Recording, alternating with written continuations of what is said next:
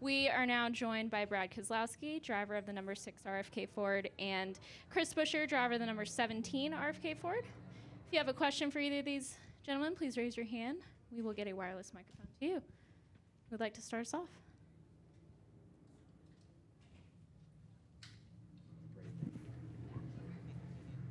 Pat Jaggers, Motor Racing Network.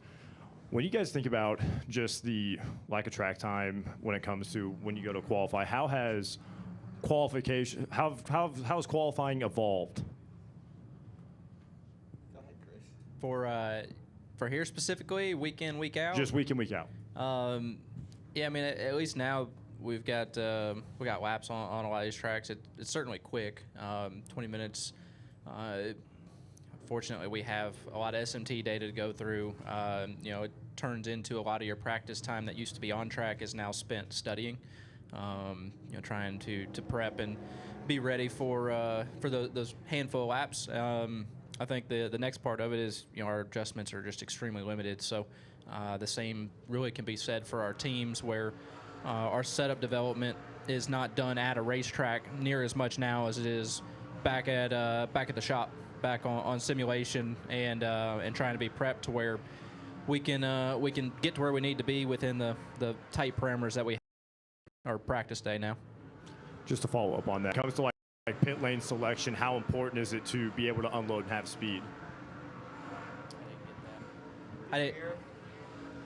When it comes to pit lane selection, how important is it to have speed during qualifying?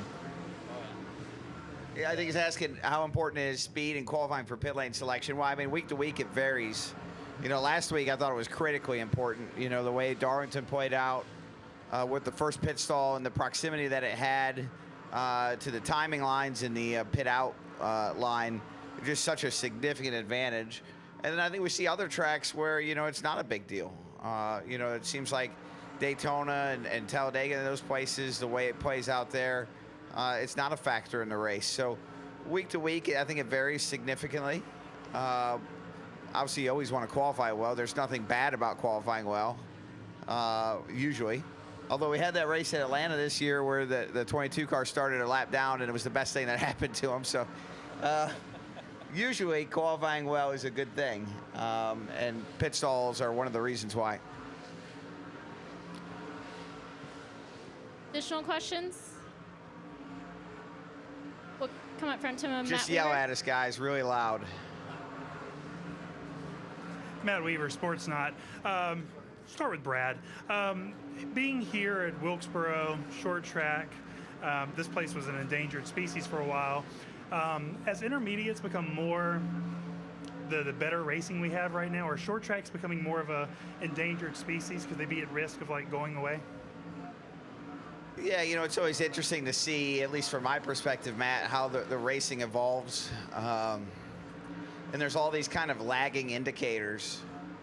When you think about the schedule and the races, it's like it takes the schedule 3 to 5 years to catch up with the racing, maybe even longer sometimes, where you're like, oh, this type of racing is excellent. We should have more of these types of races. And inherently, our racing seems to evolve for whatever reason in those time spans. And what might be a good racetrack for us competitively changes. And I think I would go back to the start of the next gen era, when we were coming off the Gen 6 era, and the mile-and-a-half races were probably less compelling than short track races. And I feel like when we went to the next gen race car, that completely flipped, where the short tracks are now, or the mile-and-a-halves are more compelling than the short tracks. And so it's funny how that dynamic works. I'm almost positive with my experience in the sport that will evolve again. And it'll evolve to where, eventually the short track racing seems to be really, really good, and the mile-and-a-half racing not as good. And by then we'll have evolved to having more mile-and-a-half races. So it just always seems to be a struggle to get the schedule in step with the racing and how it works as far as the most compelling events for whatever reason. And I think that puts more emphasis on the moves that NASCAR has made, and even SMI to some extent, of going private with the tracks, so that that time cycle can be more in tune with the racing that you see and what's more prevalent. I think you're going to see that in the years to come get utilized perhaps in a more equitable way. But it is interesting right now to see our circuit and schedule, you know, and the mile and a halfs being so great. I mean, I don't know how you can argue that the mile and a half racing isn't the best racing in NASCAR right now. And, you know, 3 years ago, if I'd have told you that, you'd have probably laughed, right? So it's funny how that just shifts so quickly. And it's so important for our sport to be nimble, to be able to adapt and really capture that. And then for both of you guys, with the in-season tournament being made official, an actual part of the program next season, is the $1 million enough incentive, or should there be some sort of playoff points incentive towards even making that more important? I'm going to go out on a limb here and say I don't think it's going to change what we do week in and week out. It is going to be another storyline and something we can talk about and you know, lean into at times. But I don't think it's going to change how we show up to the racetrack at any point during that timeline. I think we're showing them to figure out how to win races. Yeah, there's obviously $1 million is significant. But it's not for us, right? It's for whoever wins the bracket. Is it for the driver? How's this thing? I don't know how it works. I actually don't know that either. So it's not for us, is it? I don't know. So even if it was, Where's I Bob? think there's. It goes to the team? Oh, I thought it went to like a gambler. In case you're both. Oh, well, this might change my answer. There you go. Oh, okay, that's good. Now, to the driver or the team. Yeah. All right, so you get like $100 grand. I get the yes. Well, that's going to get negotiated in some driver contract. I thought it went to a fan. Oh. I have no idea how this works. So we've actually had this conversation this week. Neither of us gamble, and so this is kind of uncharted territory for me and Brad. I thought it was a gambling thing. I did too. Hey, look, we can only race 1 year at a time, and that's next year. So I have no idea about isn't it next year? It's not this year. Okay. Whew. Wow. We're going to the racetrack to win races every week. So where I'm at, I don't know how it changes your initial look on the weekend or how you approach it. I guess if may change if you end up in a strange situation, damage, laps down. You may work a little harder knowing the situation. You could certainly see Daytona, Atlanta, something like that. If there's some of that in the bracket, I have no clue. So it's kind of like a Winston million for the whole field. Is that kind of okay? Can I say Winston? Is that okay? You can say it here. Yeah. I can say it. Yes, thanks. I definitely should be able to say it here. Clearly, we have a lot more studying to do. Yeah, I don't know if that answered your question, but I thought it was all just like a gambling thing. No, all right. Well, we don't gamble, so it shows you what we know. But I mean, I still want to win it now that I know I can win it. But being that it's a year from now, it's kind of like, okay, we'll cross that bridge when we get there. A lot can happen in a year. Go to Dustin Long.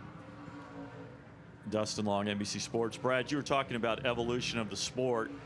Look, through the years, we've seen a fan vote winner here. We've seen stages in the sport. We've seen all sorts of changes in the sport, and obviously the in-season tournament next year. For you guys who grew up both just racing at local tracks without the gimmicks or these types of things, what are the adjustments, or what are where's the line in that this, while sport is entertainment's important, where's that line where it crosses and it starts to go a little too far? And how do you know that? I'd say I'm part of that. I mean, I ran heat races, local racing growing up, right? So, that was actually a throwback to more of your grassroots type of racing for me. I don't. Yeah, we've gone a little bit beyond that in some ways, and I know we're staring at. Well, they're all black from this side, but I know one of those is red and yellow, and you know, we have different options to give a go That's here. red. That's red. Yeah, Okay, that's red. so that's speed. That's endurance. Is our guess here, And that's wet. Yeah. no go. That's no go.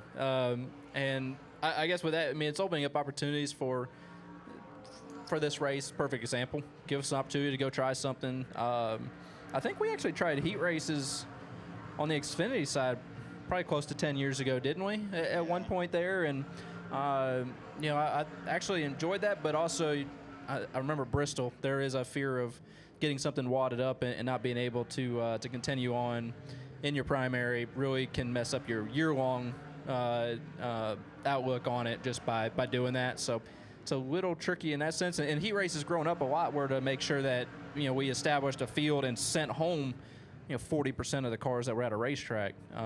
You know, for us, we're all on track, and you know, most always we're all making the race. So it has a little different purpose here, I guess, and it becomes a little bit more of an entertainment value. But I don't see anything wrong with a lot of it to keep entertainment up and keep us searching for different strategies and different ways to go about our weekends. Yeah, I don't know if I have a better answer. That was really good. Okay, let's go back to Chris Weber, and then we'll come up to Steven. Chris with Fox 8 WGHP in High Point. Talking about the money thing a minute ago, somebody at a fan event asked Michael McDowell how much money he made, and his answer was a little more than Todd and a little less than Brad. You had come off the stage right before him back at Dover. He says he thinks the money stuff should be opened up, that we should know what drivers make. We should know some of the contract details like some of the other sports. How do you fall on that idea?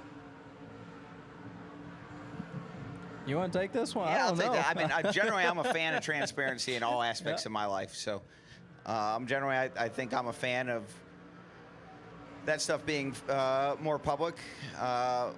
It's not, and you know, the way the sport is structured, the drivers work for teams as independent contractors in most cases, and that creates contracts that, for a number of reasons, tend to be more private in nature.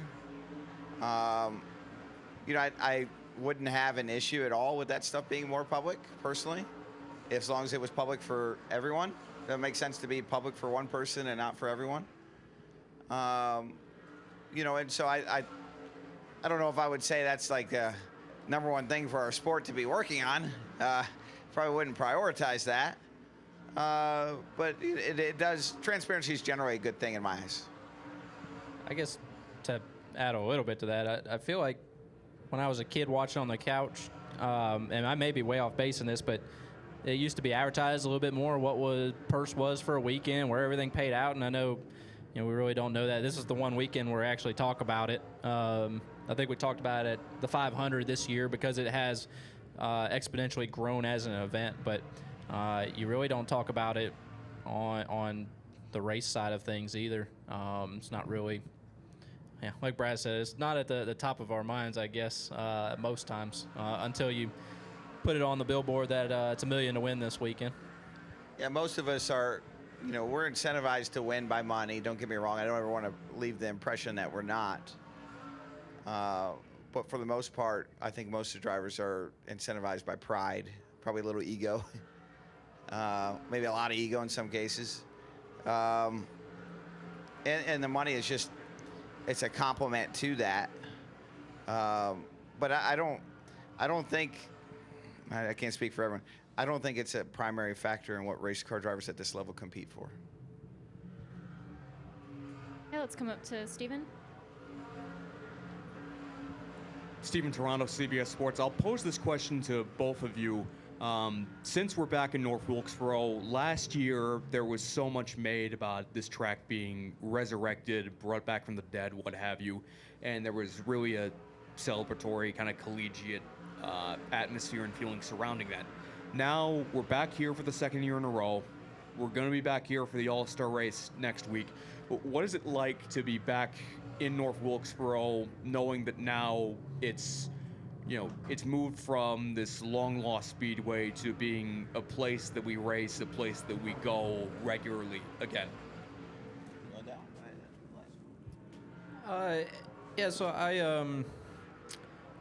it's kind of neat. Sitting here right now, actually, me and Bailey Curry, who's out there in a truck right now, came up here and volunteered when Dale Jr. was asking for volunteers to come clean up this place when it was at its absolute worst.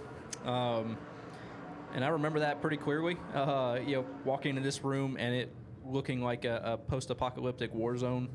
Gurneys flipped over across the floor, medical equipment just thrown out, trashed. I mean, just rough. So to see where it came from for last year, understanding, seeing what the surface did, how it changed, and into a repave for this season, and getting the news that we're going to be here beyond. It's really exciting to see some, from way back when I used to be watching on TV. I don't know that growing up if I ever got to watch a race live or on TV that was current year at North Wilkesboro. It's just we haven't been here in a really long time, so it's been special to be a part of coming back and in a minuscule part of helping that cleanup day, just to see it have the potential to come back on online and be a part of our schedule. So it is really neat to see where it's come from, to see it stick to its roots, and Marcus and their group working so hard to make sure that it has a lot of that nostalgic feel to it, so that we can keep true to what it was too.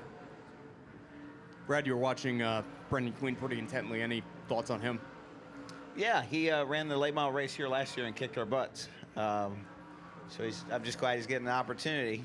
I haven't seen cars on the track here since they repaved it, so we're all eager to get back to the hauler and watch some truck practice.